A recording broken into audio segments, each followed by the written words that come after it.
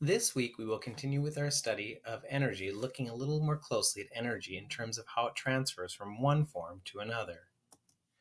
Before we start, let's review what energy is.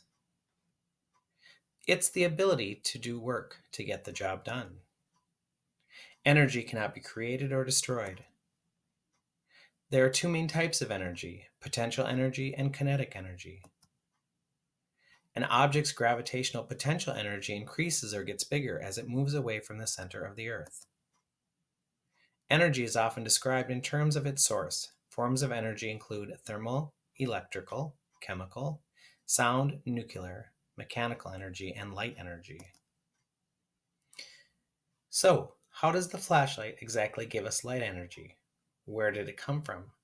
How can we demonstrate how energy transforms? Let's start off with the definition of energy transformation. Energy is the ability to do work, or in more simple terms, energy makes things happen. You use energy to ride your bike, play video games, bake cookies, and drive to school. Energy is exciting. Energy can be transferred from one form or object to another, and energy can be transferred into different forms such as light, sound, and heat. The many transformations that take place in the flashlight turning on can all come down to a law, the law of conservation of energy. The law says that the total amount of energy in a system is always the same. Energy cannot be created or destroyed. No energy is lost when the flashlight turns on, and no energy is produced. It just changes its form. Energy transfer takes place when energy moves from one place to another. Energy can move from one object to another, like when the energy from your moving foot is transferred to a soccer ball, or energy can just change from one form to another.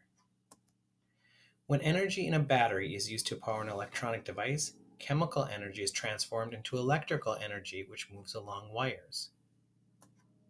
Have you ever felt sound? Loud concerts or even marching bands can sometimes produce enough energy that you can feel the vibrations in your body. Sound energy is transferred when a sound wave travels from its source, like a drum, to another object. If the sound is loud enough, the waves will create very intense vibrations that you can feel in your chest. Energy can be transferred as heat. When you sit by a campfire, you can feel the heat warm your body.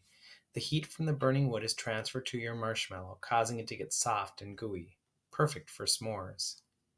Heat can move from warm objects to cool objects, just like in the video you watched last week when the heat from the candle made the paper coil spin in a circle. Energy can be transferred as light. Light energy is the only form of energy we can see. Light from the sun helps plants grow and make food for us to enjoy. The sun's energy also powers solar cells, which can be used to create electricity. The light energy moves through space until it encounters a solar cell. The solar cell converts it to electrical energy, which powers a solar light.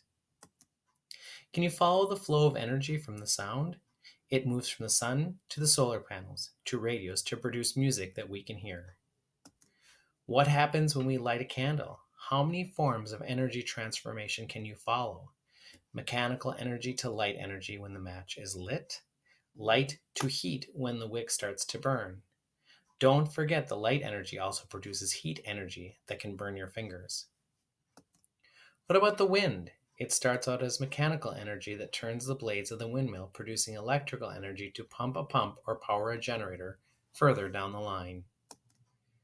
The sun's radiant energy transfers into chemical energy to help plants grow, which in turn then become energy for animals and people to live and do more work.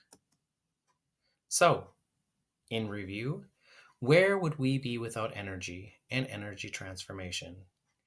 In this lesson, we looked at the various forms in which energy may exist, namely heat, light, sound, electrical, and chemical energy.